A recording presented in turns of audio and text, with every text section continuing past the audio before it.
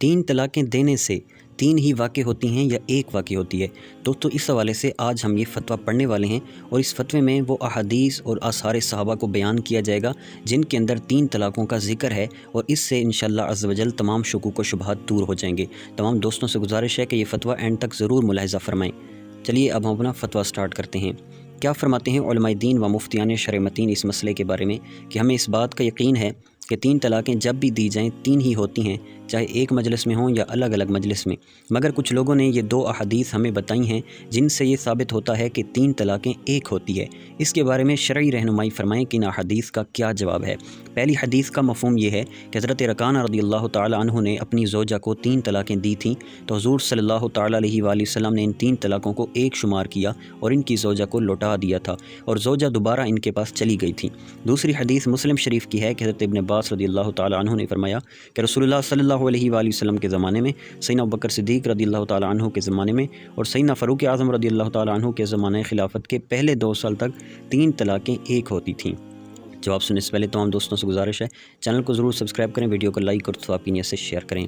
जवाब, कुरान और हदीस अइम्मा अरबा इमाम आज़म अबू हनीफ़ा, इमाम मालिक, इमाम शाफ़ी, इमाम अहमद बिन हम्बल रज़ियल्लाहु ताला अन्हुम अजमईन और इजमाए अहले सुन्नत से ये साबित है कि तीन तलाक़ें तीन ही होती हैं, चाहे एक मजलिस में दी जाएँ या अलग अलग दी जाएँ। इसके दलाइल पर दारुल इफ्ता अहले सुन्नत का अलग से तफसीली फ़तवा मौजूद है। यहाँ हम सिर्फ सवाल में मज़कूर दोनों अहादीस के जवाब लिखेंगे। पहली हदीस के जवाबात, हज़रत रकाना रज़ियल्लाहु ताला अन्हु के तलाक़ देने वाली जो अहादीस हैं उनमें असह अहादीस यानी ज़्यादा सही अहादीस वो हैं जिनमें यह ज़िक्र है कि उन्होंने तलाक़ बत्ता दी थी, तीन तलाक़ें नहीं दी थी। तलाक़ बत्ता में एक तलाक़ का भी एहतमाल है और तीन तलाक़ों का भी एहतमाल है। अहादीस के मुताबिक नबी करीम सल्लल्लाहु ताला अलैहि वसल्लम ने इनसे पूछा कि तुमने एक तलाक़ दी है या तीन? तो उन्होंने अर्ज़ की कि मैंने एक तलाक़ ही की नीयत की थी, इसलिए नबी करीम सल्लल्लाहु अलैहि वसल्लम ने एक तलाक़ शुमार फरमाई थी। मगर बाज़ रावियों ने तीन तलाक़ वाले एहतमाल को लेकर मानवी तौर पर यह रिवायत कर दी कि उन्होंने तीन तलाक़ें दी थीं, हालांकि मामला हकीकत में ऐसा नहीं था। नीज़ हज़रत रकाना रज़ियल्लाहु ताला अन्हु के वाक़े में जो तीन तलाक़ की रिवायत है उसके रावी मजहूल हैं, इस रिवायत से इस्तिदलाल हो ही नहीं सकता। सुनन अबू दाऊद शरीफ के अंदर है, तर्जमा अब्दुल्ला इब्न अली बिन यज़ीद बिन रकाना रज़ियल्लाहु ताला अन्हु से रिवायत है। वो अपने वालिद से और वो अपने दादा से रिवायत करते हैं कि उन्होंने अपनी बीवी को तलाक़ बत्ता दी थी। रसूल करीम सल्लल्लाहु अलैहि वसल्लम के पास हाज़िर हुए। रसूल करीम सल्लल्लाहु अलैहि वसल्लम ने फरमाया, तुम्हारी कितनी तलाक़ देने की नीयत थी? अर्ज़ की, एक तलाक़ की नीयत थी। फरमाया, क्या तुम अल्लाह की कसम उठाते हो? अर्ज़ की, जी हाँ, अल्लाह की कसम है। फरमाया, फिर इतनी ही तलाक़ें हैं जितनी की तुम्हारी नीयत थी। जिस हदीस में तलाक़ बत्ता के अल्फाज हैं वो हदीस असह यानी ज़्यादा सही है उस हदीस से जिनमें तीन तलाक़ के अल्फाज हैं। चुनांचा इमाम अबू दाऊद रहमतुल्लाह तआला मज़कूरा हदीस नकल करने के बाद फरमाते हैं, यानी इमाम अबू दाऊद रहमतुल्लाह तआला ने फरमाया कि ये हदीस असह यानी ज़्यादा सही है उस हदीस से जो इब्न जुरैज रज़ियल्लाहु ताला अन्हु से रिवायत है और जिसमें ज़िक्र है कि हज़रत रकाना रज़ियल्लाहु ताला अन्हु ने तीन तलाक़ें दी थी। असह यानी ज़्यादा सही होने की वजह यह है कि ये हदीस हज़रत रकाना रज़ियल्लाहु ताला अन्हु की औलाद से ही रिवायत है और अहलो अयाल अपने घर के वाक़े को ज़्यादा बेहतर तरीके से जानते हैं। मालिम सुनन शरह सुनन अबी दाऊद में अल्लामा मुहद्दिस अबू सुलेमान हम्द बिन मोहम्मद ख़त्ताबी रहमहुल्लाह इस रिवायत के बारे में फ़रमाते हैं जिसमें हज़रत रकाना रज़ियल्लाहु ताला अन्हु के तीन तलाक़ देने का ज़िक्र है। तर्जमा, शेख रहमहुल्लाह ने फरमाया, इस हदीस की सनाद में कलाम है क्योंकि इब्न जुरैज रहमहुल्लाह ने इसे बनु अबी राफ़े के बाज़ लोगों से रिवायत किया और वो बाज़ लोग मजहूल हैं और मजहूल से दलील नहीं लाई जा सकती। इमाम अबू दाऊद रहमहुल्लाह ने इस हदीस को बेहतरीन इसनाद के साथ इन अल्फाज से ज़िक्र किया है कि हज़रत रकाना रज़ियल्लाहु ताला अन्हु ने अपनी ज़ौजा को तलाक़ बत्ता दी थी। शेख रहमहुल्लाह ने फरमाया, इस बात का एहतमाल है कि इब्न जुरैज रहमहुल्लाह से जो हदीस रिवायत है वो अल्फाज में रिवायत ना हो बल्कि माना के एतबार से रिवायत की गई हो, क्योंकि तलाक़ बत्ता में लोगों का इख्तिलाफ़ है। बाज़ के नज़दीक ये तीन तलाक़ें हैं और बाज़ के नज़दीक ये एक तलाक़ है। जिस रावी ने इसको तीन तलाक़ के अल्फाज से रिवायत किया उसका मौक़िफ़ गोया के वही था कि जो तलाक़ बत्ता को तीन तलाक़ें शुमार करते थे, तो उसने अल्फाज तीन तलाक़ की रिवायत किए मगर उसकी मुराद वही तलाक़ बत्ता थी जिसका हुक्म उसके नज़दीक तीन तलाक़ों वाला था।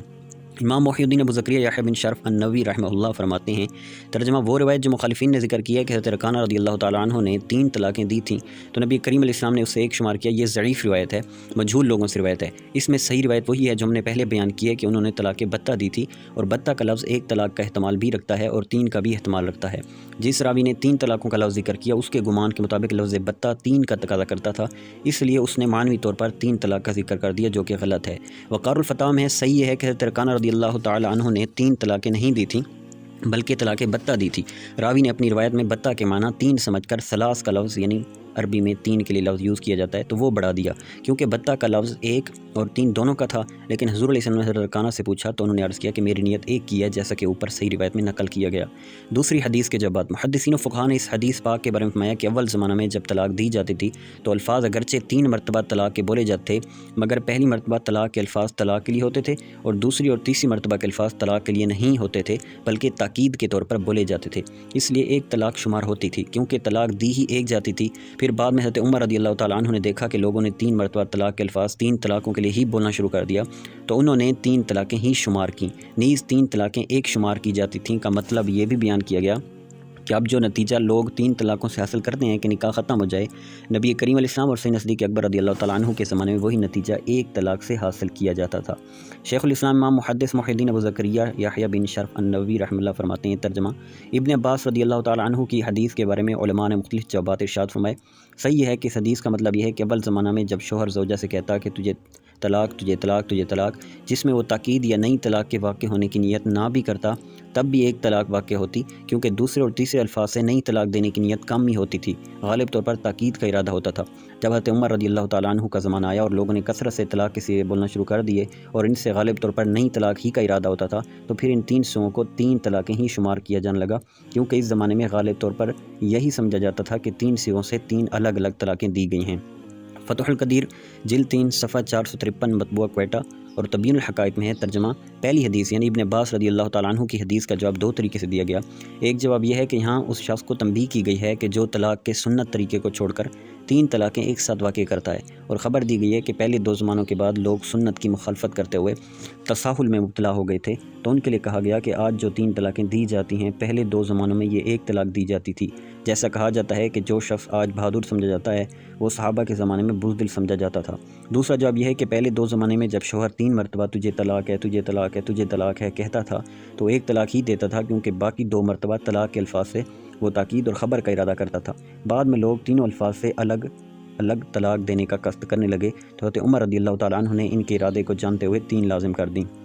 یاد رہے کہ زمانے نبی صلی اللہ علیہ وآلہ وسلم اور زمانے خلفائے راشدین رضی اللہ عنہم اجمعین کے درمیان عرف و عادت کا اختلاف صرف اسی طلاق کے مسئلے میں نہیں تھا، بلکہ احادیث سے دیگر مسائل میں بھی ان زمانوں میں عرف و عادت کا اختلاف ثابت ہے۔ جیسے کہ زمانے نبی صلی اللہ علیہ وآلہ وسلم میں عورتیں مسجد میں آ کر نماز پڑھتی تھیں، بلکہ حدیث میں فرمایا گیا ہے کہ انہیں مسجد میں آنے سے منع نہ کرو، مگر جب عادتیں بدل گئیں، لوگوں میں فساد کی ابتدا ہوئی تو فاروق اعظم رضی اللہ تعالیٰ عنہ نے عورتوں کو مسجد میں آنے سے روک دیا، اور ام المؤمنین حضرت عائشہ صدیقہ رضی اللہ تعالیٰ عنہ نے ان کی تائید فرمائی کہ حضور علیہ السلام بھی اگر اس زمانے میں ہوتے تو وہ بھی منع فرما دیتے۔ صحیح بخاری شریف میں ہے، حضرت عائشہ صدیقہ رضی اللہ عنہ سے روایت کرتی ہیں کہ انہوں نے فرمایا اگر رسول کریم صلی اللہ علیہ وآلہ وسلم اس زمانے کو پاتے جس میں عورتوں نے فساد پیدا کر لی ہیں تو انہیں مسجد میں آنے سے روک دیتے، جس طرح بنی اسرائیل کی عورتوں کو روک دیا گیا تھا۔ راوی کہتے ہیں میں نے حضرت عمرہ رضی اللہ تعالی عنہ سے پوچھا کہ کیا بنی اسرائیل کی عورتوں کو روکا گیا تھا، تو انہوں نے فرمایا ہاں۔